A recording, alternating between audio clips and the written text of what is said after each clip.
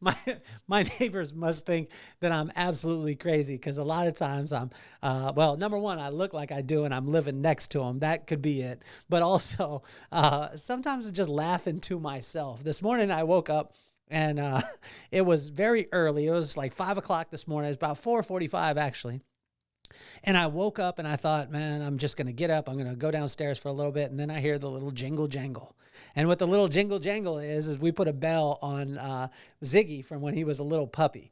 And now he's about 6 months old, but he still acts like he's just an infant. And this guy has more energy in the world than anything that I've ever experienced. Well, I thought, well, he's down here. I should probably take him outside so he doesn't pee on the floor again. Then I don't have to stuff his face in it so he won't poop on the floor while he's looking me in the face because he's gangster like that.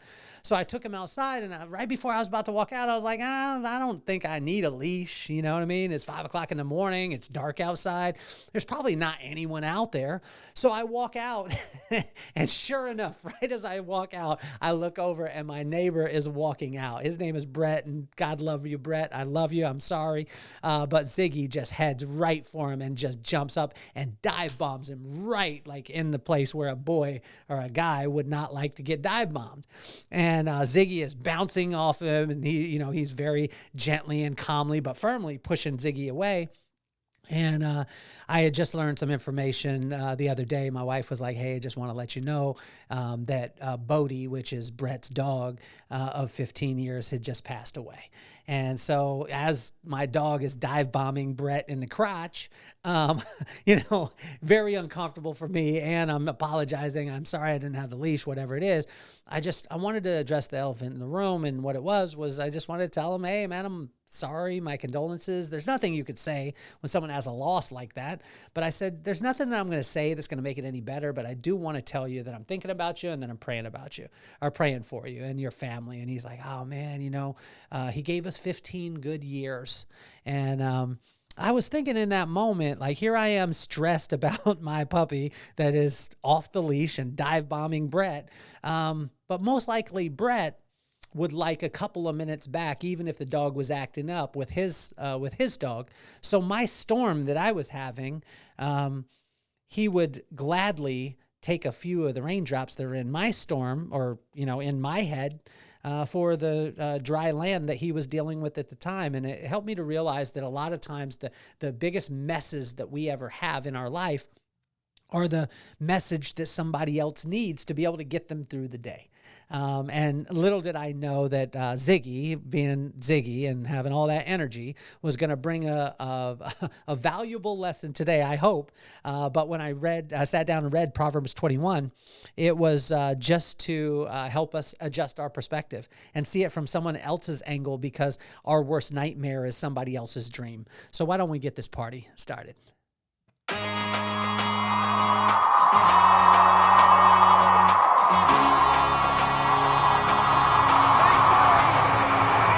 Nothing more on my mind. I got to shine, so every day I grind. Work in the morning, work in the evening. We's achieving, cause we believing. It's for certain, we put the work in. We ain't stopped just because it's hurting. Right before your eyes, so it's coming to no surprise. The takeover is televised. Over and over and over again. Make no mistake, we continue to win. Defeat never known, cause I will not lose. They wanna mimic my moves, but can't walk in my shoes.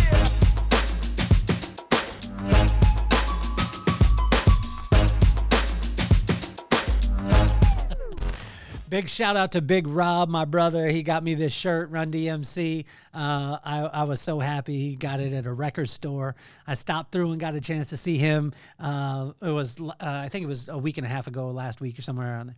And him and his son had gone to the record store and he bought me this. Luckily, he got an extra large too, because, it made me feel like, wow, it was great. So I want to tell you how much I appreciate you.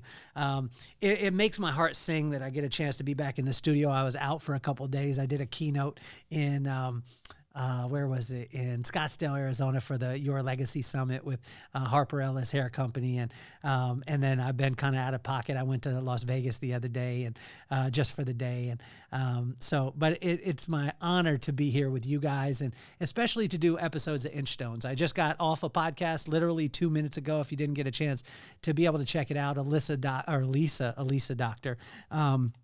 Incredible young lady, worked with the Miami Dolphins, worked with the Miami Heat, worked with FanDuel, is now working with the MGM. But it's not just about her work, it's how she got the work. And she only applied for one job in her whole entire life, and the rest of it was based off relationships and doing the work in the dark, that when the light started to shine on her, that she was prepared for it. And so it was incredible. This is an episode, if this is the first time you're tuning in, it's an episode of Inchstones, and I started this January 6th. And to put it in perspective, a busy podcaster does 52 episodes in a year. Since January 6th, we've done over, it's crazy to think about it, we've done over 240.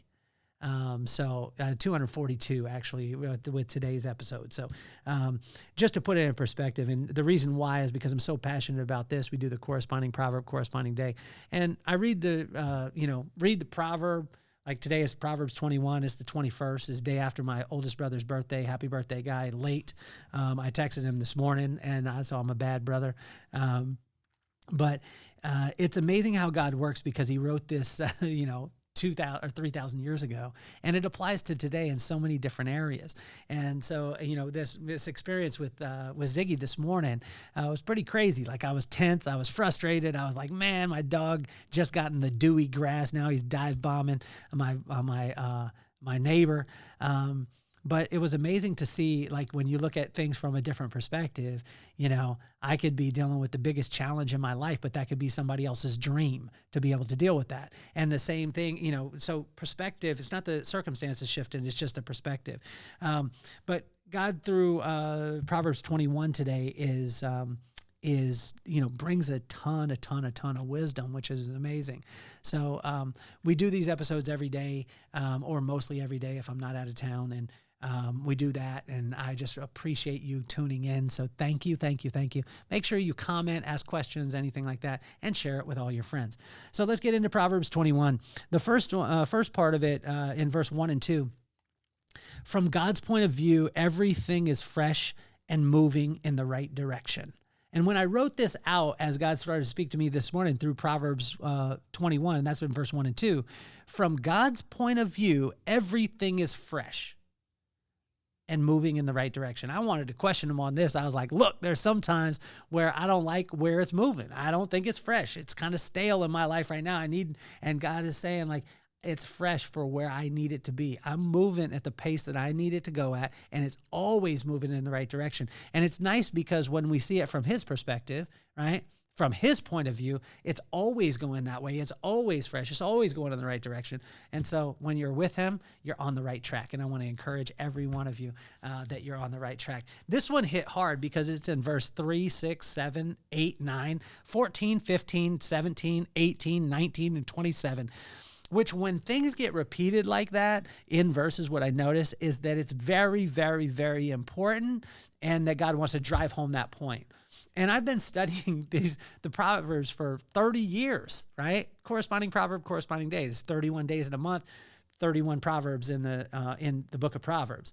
Sometimes there's 30 days in the month, some days there's 28, but you get the point. But in all of my studying of this over 30 years, I've never read it the way that I read it today, because my circumstances are different. When you read the word, then the word will start to read you. And it read me this morning. And watch this. In verse 3, 6, 7, 8, 9, 14, 15, 17, 18, 19, and 27. It's a lot of verses. It said the same thing, or overarching. Obedience is more valuable than sacrifice. Let me say it again. Obedience is more valuable than sacrifice. And this was tough. And I started to think back to my mom. Like, my mom said, whatever starts out right ends up right. But a lot of times I would be like, I don't care how it starts out. I just care how it ends up. Because, Mom, if I start it off and it's kind of, iffy, but it gets a great result, then I can do so much good with it. But what God is saying is, I want it to start out right. I don't want your sacrifice. I just want your obedience. And that hit me hard because there's so many times where a person would be like, well, and I used to be this way. When I say a person, it's me. That's who it is. Me, this guy. I would say, oh, Rob, I'm doing this for my family. And, I say that to my brother and he'd be like, no, you're not. You're doing it for you. And I was like, well, wait a second. I'm going and I'm leaving my family and I'm spending this time away and doing all this stuff because someday, and he said, if you were truly doing it for your family, you would figure out a way to be able to do it from home and still be able to spend a lot of time with your family. Shift perspective a little bit, right? And so your obedience is more valuable than your sacrifice. God is not okay. Like he doesn't need you to go out and sacrifice your integrity to go get a lot of things so then you could turn around and do good with that thing that was built on something that was unstable. Obedience is more valuable than sacrifice. In verse 4, 10, 11, 16, 20, and 24, that's quite a few verses too, and this was quite important. He just had me write out 2 + 2 = 4. There's never a time where 2 + 2 equals anything else before. So when you do take this and you add this, you'll always get this answer. 2 + 2 = 4. Now that's not always in life, but what he was saying is this, and he said, wandering eyes plus pride and not working your land equals silliness. So if you want to get silliness, have wandering eyes, pride, and don't work your land. You'll always get a product of silliness. And that's in verse 4, 10, 11, 16, 20, and 24, which kind of drove it home. In verse 5 and 12, diligence equals profit. Haste equals poverty. It was so direct, right? And so when I looked at it from that perspective, diligence, doing right work, equals profit. Haste, impatient, I'm going to raise both hands on this one, equals poverty. It's not sustainable. Haste is not sustainable. In verse 13, 25, 26, you will be the beneficiary of your own generosity or lack thereof. Man, I didn't like this verse either. I didn't like the way that it said it. I didn't like its tone. I felt like this thing was judging me while I read verse 13, 25, and 26. You will be the beneficiary of your own generosity or lack thereof. Meaning you'll always run into yourself. You're always going to get to a point where you run into yourself. So if you're a D to a bunch of people, you're going to run into some people that are not that nice to you. If you're generous, you're going to run into people who are generous. If you're do right in business and do right in relationships, you're going to run into people at some point. It's not like a tit for tat, but ultimately you're going to end up running into yourself. And if you're a leader who is constantly overbearing, like really drilling down on people and for no good reason, at some point, someone's going to do that to you. I promise you. My mom told me that principle from a very early age, and I was like, yeah, whatever, Mom. It ain't going to catch up with me. But it does. In verse 21 and 23, you will know the tree by its fruit. We've all heard this. And the tree will be determined by the seed. What seeds are you planting? You see, I always heard you will know the tree by its fruit. That's something that your parents will tell you all the things, and I'll be like, yeah, whatever. But you can always tell the tree, or the tree will be determined by the seed. And once we understand that the only person in our life that can plant seeds in our life is ourselves, then we ask ourselves, what type of seed are we planting? Now, some people will tell me, no, somebody, my uncle, my aunt, my parents, they planted this type of seed in me because they did X. And I would challenge that and say that it wasn't what happened. It was the way in which we reacted that actually planted the seed. So if you see something that's growing in your life right now and you don't like the fruit of the tree that's there, realize that that tree came from a seed, and that seed was planted by you. So what seeds are you planting? How are you seeking them out? And where are you getting your seeds? What's the quality of the seeds? And I tell you, if you seek wisdom, wisdom will give you good seed. Why? Because the wisdom comes from the fear of God. And the fear of God means the respect of God, meaning that you just spend time with him and you find out that his words and his actions are in line. And when that happens, then you respect it. And when you respect him, he'll give you wisdom. And if you go to wisdom to find your seeds, you'll be planting the type of seeds that are right in your life at that time, right? Here we go. In verse 22 and 30, and I circled 30, wisdom is the ultimate cheat code. I have to reach over, and I want to go to the word on this one because I circled it. And this is a really impactful verse, is verse 30. And if you're reading Proverbs 21, I would go to it, and I would just say, like, check out Proverbs 30, or Proverbs 21, verse 30. I outlined this. I got to get my glasses because that's where we're at in life. I'm going to grab my glasses real quick because I want to read this to you. So I'm going to go to Proverbs 21, verse 30. I was actually on the page. So in verse 30, it said, there is no wisdom, no insight, no plan that can succeed against the Lord. Wisdom is the ultimate cheat code. There's no wisdom, no insight, no plan that can succeed against the Lord. Well, some people think, well, I'll go and get wisdom. But really, when you go and get wisdom, wisdom comes from the fear of God. So if you're spending time with him, there's nothing. There is nothing. There is no wisdom. There is no insight and no plan that can succeed against him. So when you have him on your side and you use him as your perspective, things have the tendency to change and shift. It'll always be fresh. It'll always be moving in the right direction, but it won't be on your time always. So in verse 28 and 29, this is a hard thing, and I'm going to do it right now.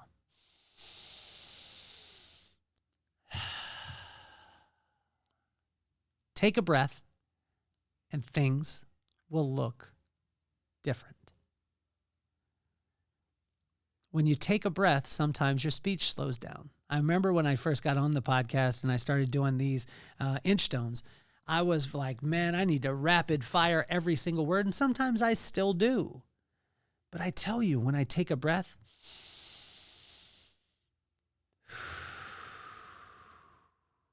the same circumstances look a little bit different. The actions of my kids look a little bit different. Me taking a breath, honestly, I'm very fortunate because I have my brother Rob. I call him, and he almost makes me take a breath every single time that I talk with him because he's not in a hurry for anything. He is the best at what he does. He's precise, and that precision beats speed all day, but also he adds speed to his precision, which is undefeated. And so he does exactly what he needs to do. He locks into it because he's taken a breath and slowed it down. Your life will look different when you do. And finally, in verse 31, prepare. All these things that we talk about, prepare, but also let God work. There's amazing things that can happen when you have the right method, but the magic is always in the moment. And God will bring different situations. He brought that thing to me this morning, like, God, how are you going to bring me a lesson at 5 o'clock in the morning when I don't want to be up, when it's cold outside, when I have shorts on that I shouldn't have on, I have some flip-flops on that I go out, my dog doesn't have a leash, and you're going to help me to experience your love, your wisdom through my dog, Ziggy, dive bombing and then speed bagging somebody's crotch. How can you do that? Well, he helped me to realize that because this guy who was getting assaulted by Ziggy this morning, and he was so calm with it, had a dog named Bodie for 15 years, and the dog had just passed away. So my stress, my storm, that mess that was happening in my head, oh my gosh, I'm so embarrassed. My neighbor was looking at it, and I could tell, he didn't tell me this, but I could tell that he was thinking, man, if I could just have a couple more minutes back with Bodie, I wouldn't care if he pooped on the floor, if he peed on the floor, if he ate some underwear or did whatever he was doing that Ziggy does. I would just like to be able to see him again. your craziest nightmare is somebody else's dream. But while we're living inside of it, it's very tough to be able to see that. So sometimes we need to take a breath, step out of it, and realize that point. And today, even as crazy as my little dog is, I thanked God for him this morning. And, although I questioned that right afterwards, after he was acting a fool. But it's amazing because God has you exactly where he needs you to be in the exact right time. And if he needed you someplace else, he'd have you there. I want to encourage every single one of you right now that's listening. And there's somebody out there that has a friend that needs to hear this message. And what I would say is share this with them.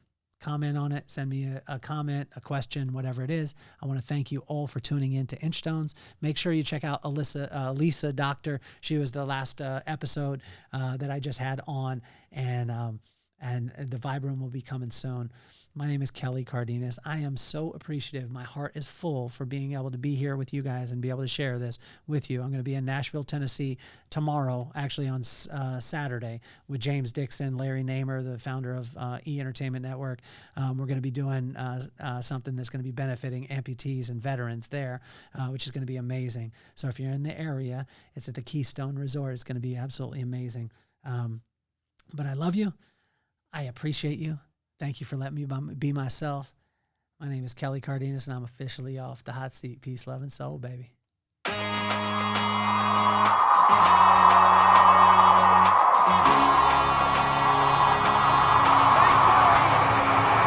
Nothing more on my mind. I got to shine, so every day I grind. Work in the morning, work in the evening. We's achieving, cause we believing. It's for certain, we put the work in.